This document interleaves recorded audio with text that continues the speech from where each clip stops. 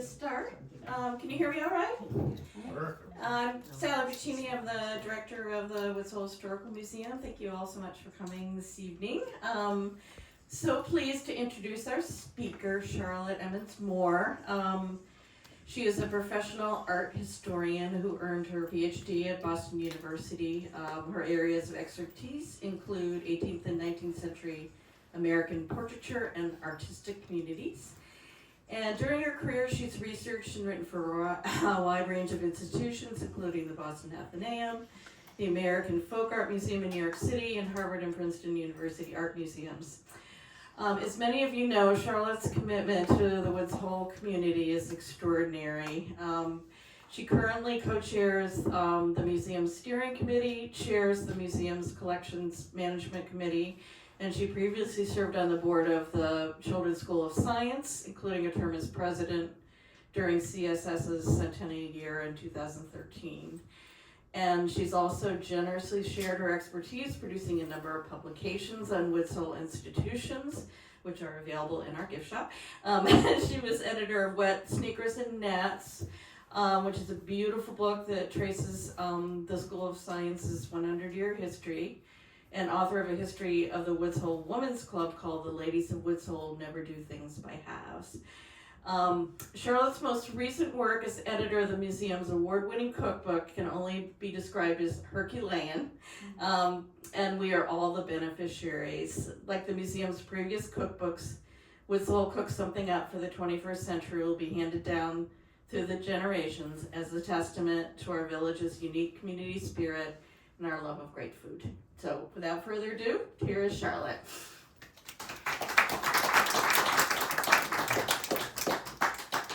Thank you, Sally, for that lovely introduction. I'm going to do the tech here, put my light on. So this is a talk that I gave last year at the library's annual meeting, and we had not yet had the book come out yet. So we decided that we needed to do it again because we needed to have a post-publication moment. And so I'm very happy to be able to be here and give this talk with a few additions, I'm happy to say. So before we get started, let's have a show of hands, as is so important in Woods Hole. Who was around in 1975 when the first Woods Hole cookbook came up? Show of hands here. And among you, who of you contributed to that cookbook? One hand. Did you contribute, Helen? My mother did. Your mother, yes, of course she did. Does that count? Okay, and then the 2002 cookbook, we have the editors Julie Child and Helen Wilson right here in the front row, who participated in that cookbook. Julie and Helen. Anybody else contribute recipes? My mom. Your mother. Very good, very good. What fun. So this is really a story about how all those three cookbooks work together in really an amazing way. So we'll get started. For the third time in the past half century, generations of those who love Woods Hole have come together to create a vital and caring symbol of belonging in the form of a community-wide cookbook, each time entitled Woods Hole Cooks Something Up. Under the auspices of the Woods Hole Historical Museum, this publication has inspired those we cherish to celebrate delicious food and good company, as well as foster an appreciation of local people, their places, and stories. But before we take a look at our impressive new contribution to this series, seen on the right in this image, I'd like to take a minute to briefly tell the story of how we got here today, because we are assisted by and stand on the shoulders of past generations of family and friends, including some of you in the room this evening who have come before us and made it possible for us to create today's amazing cookbook in all its glory. So our story this evening begins not with Gusty Wilson's cookbook published in 1975, but a little over a year earlier when, in the shadows of plans then being made across the country to celebrate the nation's bicentennial, communities like ours began to take a reflective look back at their past history, making inventories of local old buildings, evaluating significant objects that have traveled through time, and writing histories about notable individuals who had once walked their streets, among other considerations. Here in Woods Hole, the board of the Woods Hole Library determined to act on its founder's plan as part of its charter drawn up in 1910 to establish a collection of, quote, items of an historical nature, in addition to its holdings of books. As a result, the library formed the Historical Collection Committee, which was charged with identifying and bringing together the community's historical artifacts, which were being preserved in local homes, stored in attics and basements, and protected by those who personally believed in their historical significance. To gauge local interest, generate further enthusiasm, and inquire among locals what should be gathered and preserved in the future, the committee sponsored its first public exhibition during the summer of 1974. Led by library board and committee member Elsa Sichel, seated on the couch on the left in yellow, and resident Alice Veeder standing on the right in the fabulous 1970s skirt, a style we all remember so well, and beside my husband's grandmother, Bertha Veeder Hill, this 15-member committee launched a week-long exhibition of loaned artifacts titled the Open House Exhibit. This loan exhibition was held in gallery space located in Huey's Endeavor House on School Street. Beginning August 19, 1974, this seminal exhibition treated the public to paintings by Peggy Clark Kelly and Franklin L. Gifford, photographs of two major hurricanes, maps of the village, two ladies' dresses from 1850, and local hardware store owner Eddie Swift's 1902 business ledger, among other attractions. Today, we owe much of our knowledge of what was loaned because of existing photographs taken by Alice and Rob, as seen here, and also by Elizabeth Fay. By popular demand, organizers extended the exhibition for a second week, ultimately welcoming over 1,000 people to view these items related to the village's history. On the screen now are both the cover and the first page of the register used to record all those who attended. The women I've just mentioned, Elsa Sichel, Alice Veeder, Elizabeth Fay, Peggy Clark Kelly, and Bertha Veeder Hill are all signed in here. You may recognize others as well. During this time period, the library and historical committee members were evaluating Bradley House, a rental property the Fay family had donated to the library in 1949 as an appropriate physical site for their proposed local history collection. While the committee deemed it a worthy space, the early 19th century structure required costly repair before it could be dedicated to housing the community's archives. Bradley House would not open to the public until 2 years later in 1976, but that is a story for another day. In the meantime, it is against this backdrop that Gusty Wilson, seen here standing, decides to create the cookbook that is published in 1975 on the right, noting up front on page 1 that all the profits from its sale will go directly to the restoration of Bradley House, quote, a project the whole town will eventually enjoy.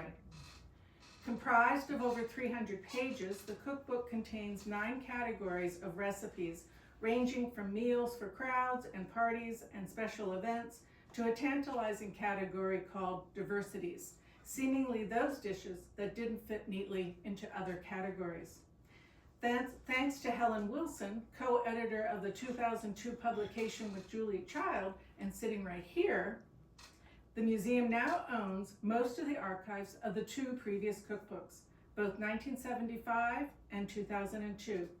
On the screen are Gusty's handwritten notes for categories Dinners for Friends, Sunday Night Dinners, and Woods Hole Budget Stretchers, in which she is seen here keeping track of the section contents, the submitters, and their entries, all written in pre-computer days. In Gusty's own words, quote, the menus came from people who are closely associated with Woods Hole, though they may not live within the exact borders. They work at one of the labs or serve on one of the village committees or have children in the 91-year-old school, or keep a boat in Great Harbor, or have other strong ties, ancestral, emotional, or physical. Writing to Gusty on wonderful period stationery, or perhaps a little outdated by 1974, here is Olive Kroll Beverly setting the stage for submitting the Kroll family Sunday breakfast. Dear Gusty, greetings. This is just a note to let you know I'm working on the A.F. Kroll family Sunday breakfast. Surviving members have little difficulty remembering the items, but finding the recipes is taking some research. Perhaps it's silly to be fussy over how they cook their baked beans and fish cakes, but in such an historic document, we must be purists, yes? Call me Thanksgiving weekend and jog me into action if you have not heard. Alas, I have begun to copy my mother's habit of using leftover, mismatched paper. I guess I can't help being a New Englander. As many of you know, Olive descended from the Kroll family of chemists who worked for the Pacific Guano Company. It is to her that our community owes thanks for helping to shepherd through time this piece of guano that she gave to the museum, which is currently on exhibit. At one time, it was even loaned to the Smithsonian. In addition to delicious menus, this cookbook also featured wonderful art by several local artists. Mary Mavor lettered the title page, as well as lettering the chapter dividers, including this one for Woods Hole budget stretchers. Her daughter, Sally Mavor, did 10 original sketches for the chapter dividers, including this picture of North Street Corner after a painting by another family member, Dorothy Mavor. And 2 more, the Woods Hole Yacht Club and Community Hall. As a brief aside, the Historical Museum is very pleased to have Sally serving as this year's special guest speaker at our annual meeting scheduled for August 7th. That last year was our summer celebrating delicious food and community in Woods Hole, with the publication of the cookbook, the summer exhibition devoted to exhibiting the archives collection at 50 years, and recognition of Frances Bueller and her Fishmonger Cafe at the annual meeting. This summer, we are celebrating women artists of Woods Hole, and thus remarkably have come full circle with Sally's work as an artist in the 1975 cookbook, her mother Mary's representation in this year's art exhibition, and Sally's participation as our very special guest speaker. We are so very fortunate. And back to the first cookbook, Peggy Clark made several then and now portraits of Woods Hole. For example, here's Sam Cahoon's Fish Market in 1940 on the left, and then the Ferry Landing in 1972 on the right. Allison Robb sketched Bradley House, seen here on the left, among other drawings. Our own Colleen Herder, the Historical's current archivist, created this image on the right, entitled Across Eel Pond. Susan Canwisher drew Water Street storefronts. Poet Kenny Ketchum prepared a poem especially for this book entitled Cook's Progress. And woodcut artist Jean Connerth designed the cover. Writing to the Ladies' Home Journal with hope of its coverage, Gusty Wilson described her project in January of 1976 as, quote, really quite different from most community cookbooks, in that part of the enjoyment we mean to offer is in the portrait of the town and of its lifestyles that is revealed through narratives, quotes, drawings, and even a poem, all by villagers. It mirrors the diversity of the people in Woods Hole. Priced at $6.95 and coming out in November of 1975, the cookbook sold almost its entire first printing of 1,000 copies in 1 month. Gusty ordered another 1,000 copies, which also moved quickly. In honor of the museum's 25th anniversary, co-editors Helen Wilson and Julie Child announced in the spring of 2000 that they would be putting together a second community-wide cookbook, modeled after the first one's great successes, as seen on the left in the project's announcement and the solicitation for help that appeared in the museum's main sheet. Comprising 302 pages filled with 304 recipes and priced at $19.95, this publication contained 10 chapters of recipes. Each section is introduced by a wonderful pen and ink drawing of a village landmark by artist Joan Canwisher and accompanied by an essay written by then museum curator Jennifer Gaines. Here is the library exterior and information about its history. And here is the post office on Water Street with the accompanying text. It seems that Woods Holers like to learn while they eat. Here is Canwisher's original drawing of the museum's campus, now in the archives. Among the great values to receiving the archives for these cookbook projects is to read the notes that oftentimes accompany the submitter's recipe, but are not always printed. They exist almost as sidebars to the polished, finished product and can be quite humorous, serving as a sort of today's LOL. Here is Freddie Valois' wonderful sense of humor coming through in the form of a poem referencing Dottie Crosley's annual Halloween parties, which seem to have had quite a following with references to them appearing in both this publication and in the 1975 version as seen on the right. If you read the three cookbooks across time and content, they will speak to each other in fascinating ways and across generations. Here is Freddie's poem. I gotta go back one. Quote, "A week without chocolate dessert at 420, her address on Woods Hole Road, means to some the menus have been less than a plenty. If Dottie's Halloween party had no chocolate treat, the dessert maker would be forced to a fast retreat." Among the restaurants solicited, the Fishmonger Cafe submitted this handwritten recipe for eggplant moussaka. I have two more fun recipe asides to share with you from the 2002 cookbook. Here is Jean Bigelow writing in her own words describing her family's appreciation of her fine cooking skills. Quote, "This recipe has the good husband seal of approval.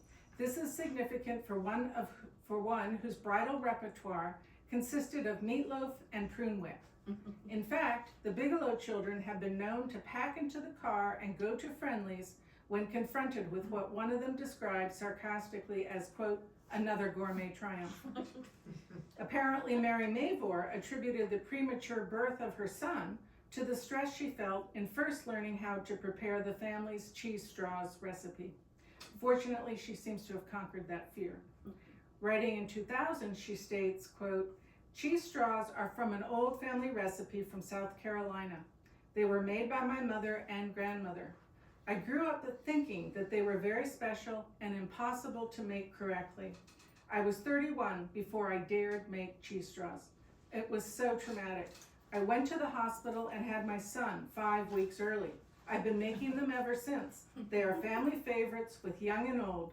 My sister-in-law hides her in a back cupboard." In dedicating their cookbook to the museum's loyal volunteers, the organizers focused attention in particular on 4 Woods Hole women who for years worked together to bake cookies and coordinate refreshments for museum functions. Avis Blomberg, Frances Eastman, Florence Mixer, and Cynthia Smith were known affectionately as the Cookie Ladies. Several of their cookie recipes were included. Co-editor Julie Child is responsible for creating these beautiful pen and ink maps of Woods Hole, which line the interior of the cover. Buzzards Bay and Vineyard Sound appear on the front inside, and the village of Woods Hole is on the back inside cover. This past year, our community museum became the beneficiary of Julie Child's Woods Hole Archive, a collection of approximately 500 drawings of her professional work created for all sorts of Woods Hole projects that we know and love, including her drawings for the MBL, for the Children's School of Science, and for the Historical Museum, among others. An example from this impressive donation is currently on view in the museum's summer exhibition. Again, we are so fortunate. Julie is responsible for all of the exquisite pen and ink, fruits, vegetables, fish, and other lovely little ingredients appearing on recipe pages throughout the 2002 cookbook. Here are her dropping peas in a pod, a clam, mussels, and a squid. In the 25 years since the 1975 version came out, the museum's archives collection had grown quite significantly, as had its institutional presence, offering its members exhibitions and publications drawn from these collected materials, as well as an established oral history program.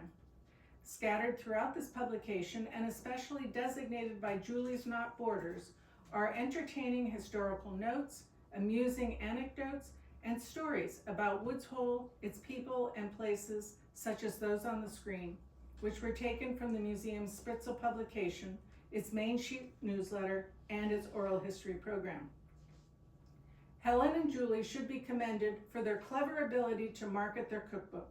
The archives is filled with their communications announcing its arrival and the unique reasons for why everyone should own a copy. As Helen told me, they purposely and very smartly included the words Cape Cod on the cover, so that everyone in the region would be tempted to take home a souvenir or buy one for a friend back home who might not have heard about Woods Hole, but certainly knew of Cape Cod. The statistics regarding sales totals are equally impressive. In fewer than 7 months, 1,900 copies were sold. The cookbook went through 3 printings. And with good reason. Helen and Julie's community-wide cookbook was selected as the New England regional winner for the 2002 Tabasco Community Cookbook Award. This award recognized the cookbook's contribution to preserving local and regional culinary customs while benefiting the community in a substantial way. In addition to the sales of this cookbook going to, quote, support the many projects of the Historical Museum and the preservation of village history, Helen and Julie donated their prize money of $500 to support the museum's oral history program because they recognized that they had so significantly benefited from its resources to create this cookbook. As a result of the museum's most recent efforts to solicit feedback for its offerings by running surveys of the membership and museum visitors to determine what our visitors like or don't like, the institution is currently working to revamp its oral history program in the form of its conversations, which have been a part of its cultural identity in the village since its founding. If you know of people you think should be interviewed as members of the community who can speak to their lived experiences in the region, please let staff members know of your ideas, especially archivist Colleen Herder and Historical Museum walking tour expert Rob Blomberg. And now, we come to the present day. In creating today's amazing contribution, the Cookbook Committee, identified here on the right, tried to stay true to the high standards that Helen and Julie and Gusty set for us.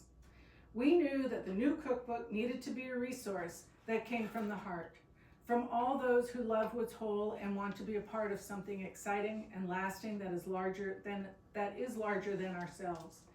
As with the 2 previous contributions, this is our current community's gift to all those we cherish now and for generations to come. This is something of a legacy project. As the committee worked to get the word out about this project, we were told that we absolutely had to create the new version to be exactly like it had been done before, with a spiral binding that lay flat, just as the 2002 version did, and with the hardcover because it was perfect, which fortunately we totally agreed. And frequently we were told that we shouldn't do the project without involving Helen and Julie, and again we wholeheartedly agreed. Fortunately for all of us, they made themselves available to us as mentors for questions, encouragement, advice, and counsel as we entered these rocky waters.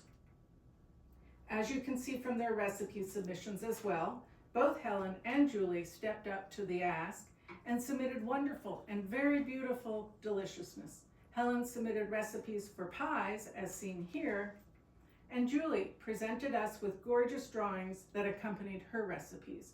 Here are 2. When our wonderful and talented summer resident, book designer Barbara Whitehead, agreed to work with us on the project to create the cookbook's design, committee member Margaret McCormick and I did a quiet high five. We whispered together that we now knew we had a winner. Barbara's professional talents in the book design industry in Texas, and for Woods Hole in particular, including her book work for the Science School Centennial publication, the Woods Hole Women's Club Centennial book, Atlanta Stories, and her design work for the museum's dispatches from Woods Hole, all established her local reputation as the person to help with this project. In addition, Barbara's fabulous own skills as an artist, in particular her watercolors and woodcuts that we have all come to admire over the years, oftentimes exhibited each summer at the Woods Hole Art Show, like now, and library fundraisers, made it possible for us to dream big and be ambitious with what we hope to create and accomplish. We could work with color pages. Here are two examples of Barbara's beautiful section dividers. We could solicit accompanying illustrations from other artists too, who wanted to submit recipes, as you'll see in a minute. And we could feature the growth of the museum's archives over its 50-year history in all its glory, as you'll also see. With Barbara, our vision could be realized. We were off and running. In keeping with the spirit of its predecessors, this cookbook came together as a technological hybrid, whereas the 1975 publication, most everything was handwritten or typed on a typewriter. The archives papers from the 2002 version indicate that it was a transitional project with some reliance on very early email communications.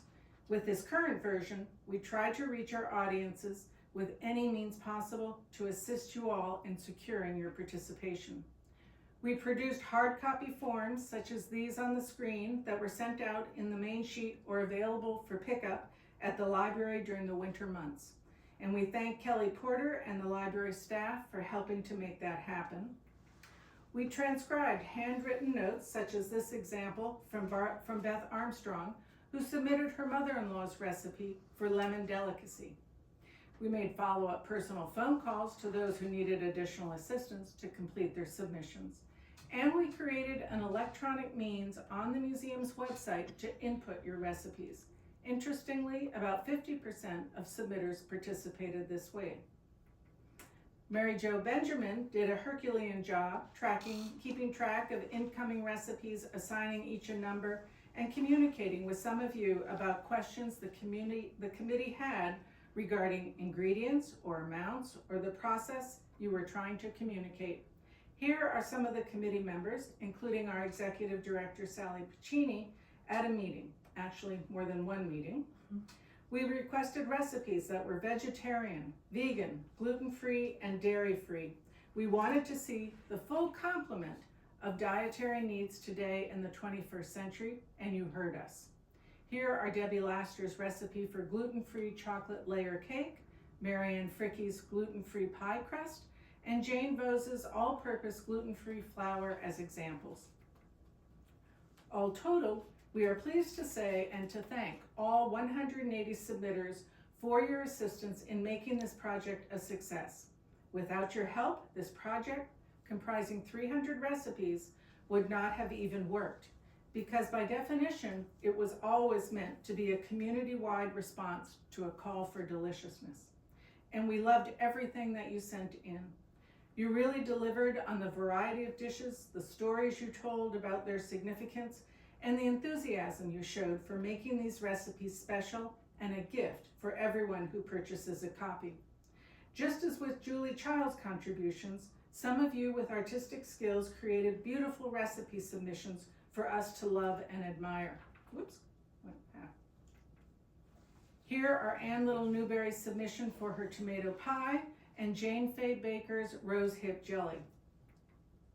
Sally Casper's mom's rhubarb custard pie and Ruth Gaynor's calamari salad.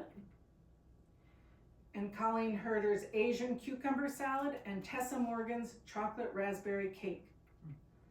Others went to heroic levels of detail about how to go about creating their dishes, all of which we absolutely loved and tried as best we could to include at length, because we believe these brought local color, from demystifying the process to the tools used and the techniques applied. You delivered. On the left is the genesis story for how Pie in the Sky's popovers came into being, submitted by Eric Gura, the man credited with bringing this deliciousness to Woods Hole. On the right, Dan Eisenberg writes about his version of cooking striper or bluefish with a salt crust. Note that the last item on his list is a hammer. Josh Zimmerberg and Teresa Jones wrote something of a novel on how to go about having lobster in Woods Hole on Cape Cod in the summer. From ingredients to equipment needed and supplies to how to cook and eat these crustaceans, and then ending with how to make lobster stock. Among their ingredients is water from the ocean to boil the lobsters. We thought this was an especially fun submission because of where we are in the world, and we enjoyed the contributors' enthusiasm for their dish and desire to demystify the process for us. Others of you have given personal gifts to the community and remembrances of others who have passed. If you read the small narratives, you will begin to see beautiful stories that people are telling about their family, friends, and neighbors. You will know some of them, and you will know of some of them across generations. On the left is Tom Chilton's recipe for garlic cheddar biscuits, which he submits in memory of his wife. On the right, Ellen Tully notes that over the years, she has declined to share her recipe for soused apple hill cake, but now that she's in her 80s, she is willing to share it with her community here in Woods Hole. You also gave us recipes that have descended through your families across time and expressed pure joy at being in Woods Hole with those you love. Here is the Mast Road mayo dressing, submitted by the Mast family's grandchildren and great-grandchildren, which has been passed through the generations, beginning with Elizabeth Buck and Louise Specht. Describing it as, quote, tasting instantly of family and Woods Hole summers, the recipe ends with, quote, repeat every dinner for 6 weeks. And sprinkled throughout are fabulous renderings that Barbara Whitehead created, especially for this project, as seen on these pages. We loved them so much that we asked and she consented to allow us to make note cards and list pads from some of them, which are now being sold in the museum's gift shop, as seen here. The recipes also are interspersed with archival images drawn from the collection, but not just random offerings. Instead, because the archives have grown so much in its 50 years of existence, we were able to feature only those objects, those photographs, that ephemera that dealt in some way with food. On the left is what is now called Water Street, with the Woods Hole Inn, and what is now Coffee Obsession across the street. In the center is a Baldwin Coolidge photograph of Isaiah Spindell's fish market, built in 1874 to supply the Pacific Guano Company with local menhaden for its operations. After passing through other hands, Sam Cahoon purchased it in 1915 and operated at this location until 1966. And on the right is the Mayflower spoon in its original packaging. Businessman Isaiah Spindell marketed it in 1905 as a utensil created from a mold that allegedly had been brought over on the Mayflower in 1620. It sold locally for $1. Here is Sam Cahoon's fish market, which I referenced just a minute ago, and a beautiful photograph of a returning NBL picnic expedition from 1894 by Baldwin Coolidge. The museum is the repository of more than 100 original prints by this renowned New England photographer. Our community here in Woods Hole loves nothing more than to share memories across time, triggered in part by seeing photographs of people and places we all know and love from the past. The museum, especially, views itself as the vessel through which these treasured moments are channeled. This image depicting a meal at the Woods Hole Yacht Club from 1980 was used to promote this evening's talk, and it lit up the digital airwaves with conversation about who is portrayed at this lobster fest. Fortunately, all have been identified except for the two on the left at the back beside Kit Olmsted. If you know who they are, please reach out to the museum staff and let them know. As I mentioned previously, the catalyst for the museum deciding to deliver on another cookbook as a fundraising project was driven quite specifically by this special moment in time. Last year was 50 years since the archives was established, 1974 to 2024, and that is indeed cause for celebration by our community as an impressive accomplishment. Reaching back a half-century ago when the library's board decided to act on its founding charter drawn up in 1910 to establish a collection of, quote, items of an historical nature to today, we have benefited from all those archivists who have cared for the photographs, letters, journals, and other artifacts across time. And it is to them that we have dedicated our volume, with a special shout out to our current archivist, Colleen Herder, for her help and expertise as we moved through this project. Because the historical collection exists to protect and preserve this community's past, to help everyone tell their stories about its people, its places, and its things. It belongs to all of us who love Woods Hole. That is why it was founded, and that is why we need to continue to support it 50 years later.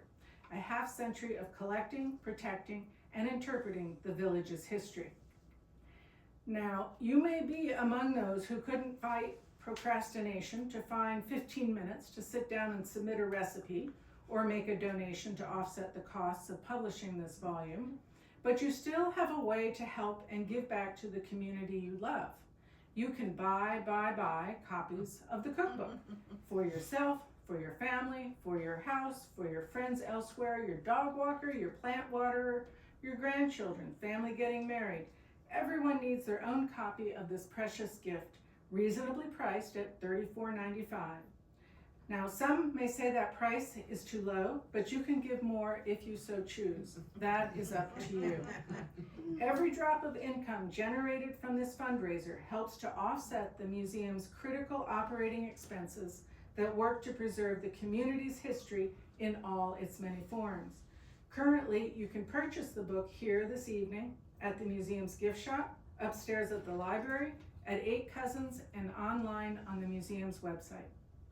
And if you are in need of additional incentives to buy a copy for everyone you know and love, or need additional validation to know that you should be very proud of what this community has accomplished, well then, I have something for you. As if we weren't already so grateful for everyone's outstanding support for this project in our own little community, it turns out the outside world also thinks we created something quite unique and remarkable when we came together to advance this plot. Our cookbook won 2 awards from the Readable Feast, an organization that recognizes food writers and cookbooks from around the country and region. We won the award for the best community-wide cookbook published in 2024. And as if that weren't enough of a pat on the back to be proud of, we also won the New England Book of the Year, an award given in recognition of all books written about food in the region, not just cookbooks. On the left is the poster the museum created announcing these awards and recognizing all those who participated on the different fronts to help make the project of this magnitude a reality. And on the right is what I consider to be a very funny picture of me having just run back up to the front to receive the second surprise award for the New England Book of the Year, and looking a little overly excited that we were the beneficiary of that award too. They had hinted to us that someone should be at the award ceremony to receive what we thought would be the community-wide cookbook award, but we never imagined we would win this top award too. We are so very fortunate. So, we have received outside validation for our efforts, if that helps to convince you to gather these cookbooks. If you would like to learn more about the recipes, perhaps taste a few of the dishes, and have some fun before putting down cash for this enterprise, then look no further than Highfield Hall, which has been graciously partnering with the museum to present various demonstrations in its on-site kitchen that feature recipes from our cookbook. Last winter, Teresa Jones, seen here, worked with Falmouth Enterprises' Gail Blakely to demonstrate her family's amazingly beautiful and delicious holiday recipes for Kristolan and apple raisin challah. Then a couple weeks ago, we gathered again for a special summer session called Beginnings and Endings, which featured fabulous recipes for appetizers and desserts. Here's the team of 4 presenters before the demonstrations began. Alexandra Fields Collin, Pat Tucker, Wendy Blomberg, and Will Moore on the left, and Wendy demonstrating her recipe on the right. On the left is Pat Tucker showing us how to make her impressive first day of summer shortcake, which, according to her narrative, quote, For many years, when my children were small, we had strawberry shortcake for dinner on the first day of summer. It signaled the end of school and the beginning of summer adventures. On the right is Alexandra Fields Collin showing us how to make her very sophisticated looking and tasting apricot galette made with ground cardamom. According to Alexandra, quote, "The Cape has a late, short apricot season. Apricots are one of the few fruits left that are mainly seasonal. So when I serve this, it means it's summer." On behalf of the museum, we thank our demonstrators for stepping up to the ask and creating a wonderful program for our attendees that features some of the fabulous recipes contained in our cookbook. We have one more offering this summer at Highfield in case you'd like to sign up by going to our website or Highfield Halls. On August 4th and 5th, 3 more recipe submitters will demonstrate their dishes featuring fish, and more fish. Grace Dodier will make her gravlax. Olwen Huxley will create her Portuguese fisherman's stew, which, according to her narrative, she perfected during COVID.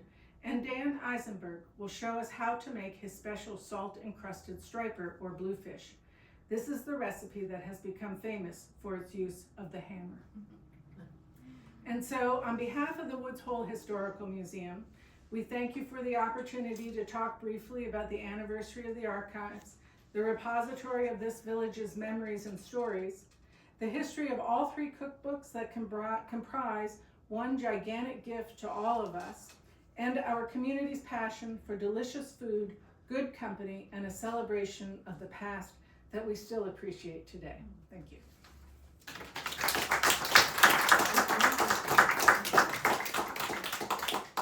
Since this is a community enterprise, anybody have questions or comments that they would like to? Thank you all for coming. Thank you for a wonderful presentation. Thank you, Helen. Couldn't have done it without you. Julie. Very good. Thank you, Barbara. Here. Well, my comment is that I'm just excited to go and cook something up. Okay. Good job. I'm gonna Do go, that. yeah, read it, see what's there. It's fun that people will talk about their favorite recipes. Yeah. Yeah, and they will also identify people by their recipes, which I found fascinating. Oh, yes, and then they'll talk about having made the recipe, and sometimes I hear people talk about how they make changes to it as they go along. So, okay, it's a place to start. Very good. Yeah, all good. Well, thank you very much, everyone. Thank you.